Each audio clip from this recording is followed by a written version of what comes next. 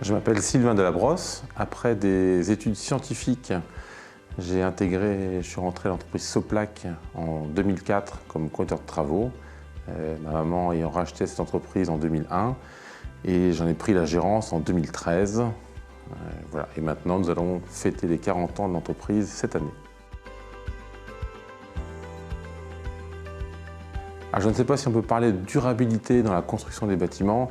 En revanche, il y a une vraie demande de réemploi des matériaux, il y a une vraie demande de matériaux biosourcés et on note également aussi une pression des pouvoirs publics pour vraiment diminuer les impacts environnementaux de la construction de bâtiments.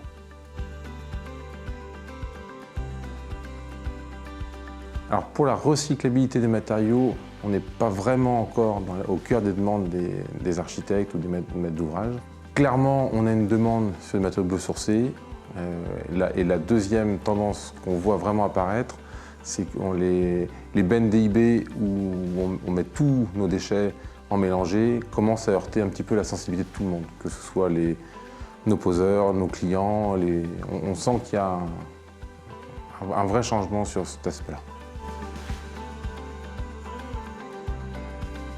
Alors depuis 2012, nous avons déjà à notre dépôt une benne plaque de plâtre, donc on a été un petit peu trop en amont sur ces questions-là, puisqu'au tout début, il n'y avait pas forcément de filière de recyclage.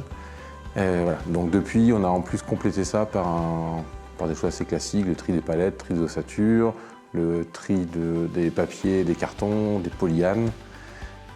Voilà. Mais on a quand même un sentiment d'insatisfaction parce que je pense qu'il faut faire un tri à la source.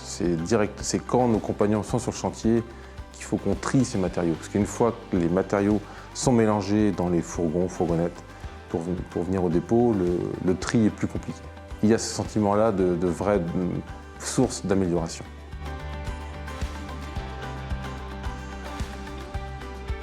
Alors, de la part d'industriels, évidemment, on attend une extension des PV-feu, des PV acoustiques avec des matériaux biosourcés. Si on arrivait à généraliser ces PV, c'est-à-dire à rentrer un petit peu comme dans les DTU où on ne différencie pas forcément tel type de laine de verre ou tel type de laine de roche, et qu'on arrivait à faire que les PV acoustiques ou feu soient indépendants du matériau biosourcé, ce serait très bien. Je comprends que ce n'est pas facile à mettre en œuvre. Et le dernier aspect, dans toute cette démarche un petit peu éco-citoyenne, où on sent que la protection de l'environnement et des humains est importante, c'est que je trouve qu'il ne faut pas oublier nos poseurs, et ça fait partie des choses sur lesquelles les industriels doivent travailler. Donc on a beaucoup parlé des poids de matériaux, c'est toujours d'actualité, et on doit également parler un petit peu du confort de pose en ces isolants et ces choses-là. Je pense que les industriels ont un vrai poids là-dessus.